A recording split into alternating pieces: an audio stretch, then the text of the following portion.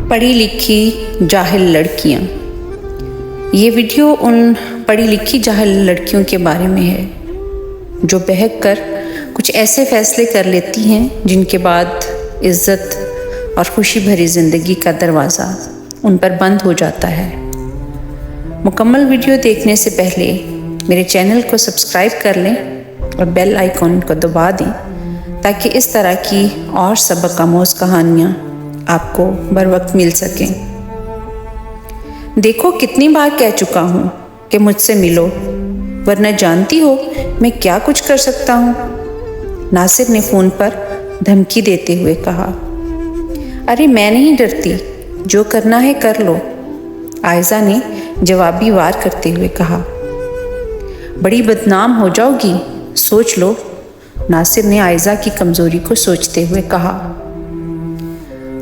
اگر میں تمہاری بات مان بھی لوں گی ناصر، تو کون سا شہرت مل جائے گی مجھے، عائزہ نے پھرتی سے جواب دیا۔ اتنے عرصے ساتھ رہے ہیں، اب ذرا سی خواہش پوری نہیں کر سکتی ہو، ناصر نے ایک بار پھر عائزہ کو گھیرنے کی کوشش کی۔ ارے ہم ساتھ رہے تو اس وجہ سے کہ میں محبت کرتی تھی، مگر تم اب محبت کے تقدس کو پامال کرنے کا سوچ رہے ہو، عائزہ نے تھوڑا خفا ہو کر کہا۔ محبت محبوب کے آگے سرنگوں ہونے کا نام ہے عائزہ، ناصر اپنے مطلب کو پورا کرنے کی خاطر آج پوری کوشش کر رہا تھا کہ عائزہ اس کی بات مان لے۔ ناصر، محبت ایک پاکیزہ جذبے کا نام ہے، محبوب کو دنیا کے سامنے ذلیل و رسوا کروانے کے لیے نہیں ملتا، عائزہ نے کہا تو ناصر سوچ میں پڑ گیا۔ عائزہ نے فون بند کر دیا اور سوچنے لگی کہ اس نے کہیں محبت کسی غلط شخص کو تو نہیں سونپ دی۔ ناصر سے وہ یونیورسٹی میں ملی تھی اور پہلی ملاقات نے طوفانی محبت کا روپ دھار لیا تھا، اور اب 5 سال بعد ناصر اکیلے ملنے کی ضد کر رہا تھا۔ عائزہ نے بے شمار ایسے واقعات سن رکھے تھے جب لڑکی اپنا سب کچھ گنوا کر خودکشی پر مجبور ہو گئی تھی۔ عائزہ اپنی محبت داغدار نہیں کرنا چاہتی تھی، تبھی اس نے ناصر کو ملنے سے انکار کر دیا تھا۔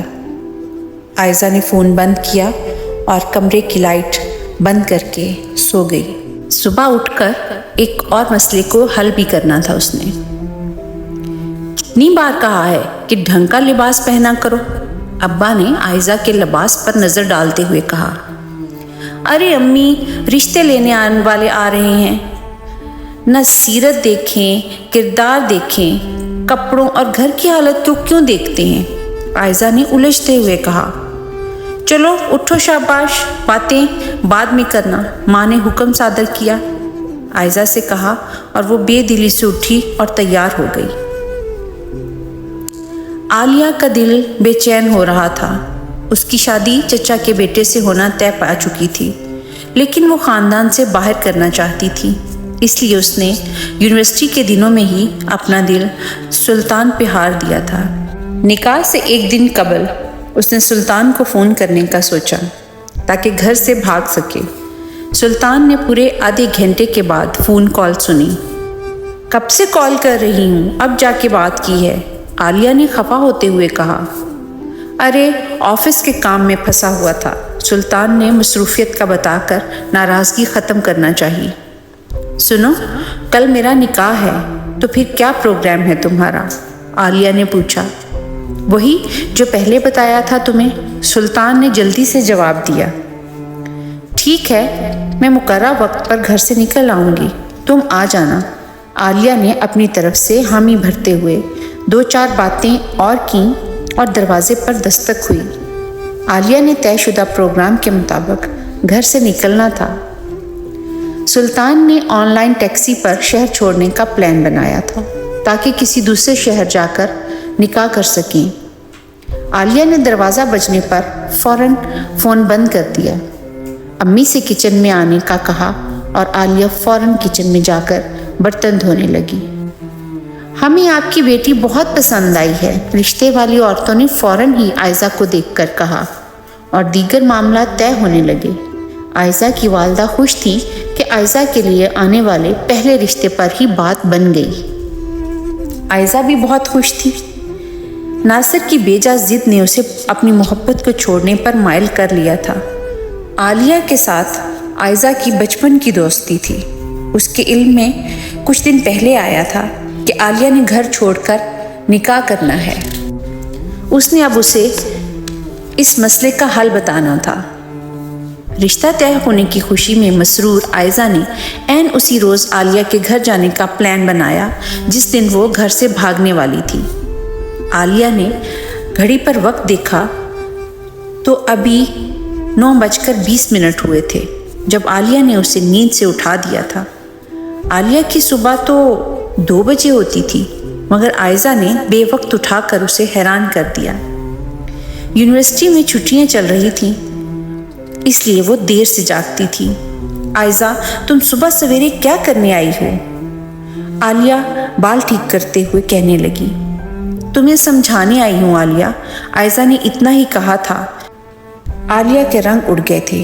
اس کے وہم و گمان میں بھی نہیں تھا کہ عائزہ اسے اس فیصلے سے روکنے کی کوشش کرے گی۔ وہ تو بچپن سے آج تک ہر کام میں اس کا ساتھ دیتی آئی تھی۔ عائزہ نے عالیہ کے سامنے اخبار رکھ دیا اور کہا کہ اسے پڑھو۔ خبر کی تفصیلات پڑھ کر عالیہ کو جھرجھری آ گئی تھی۔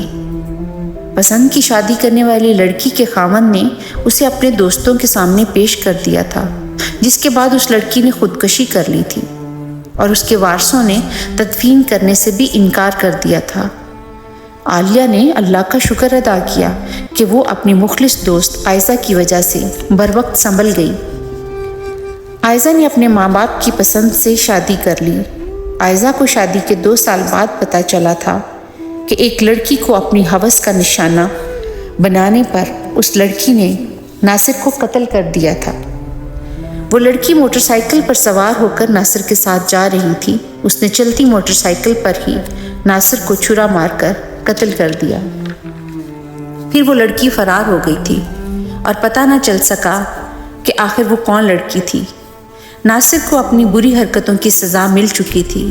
عائزہ بھی اللہ کا شکر ادا کرتی تھی کہ اس نے ناصر جیسے ہوس پرست شخص کی باتوں میں آ کر اپنی عزت اور زندگی کو داغدار ہونے سے بچا لیا تھا۔ ہمارے معاشرے میں آج بھی ایسی پڑھی لکھی جاہل لڑکیاں ہیں جو محبت اور ہوس میں فرق نہیں کر پاتی اور اپنی زندگی داغدار بنا لیتی ہیں۔ اللہ تعالیٰ سے دعا ہے کہ وہ سب بیٹیوں کی عزت اور آبرو کو محفوظ رکھے۔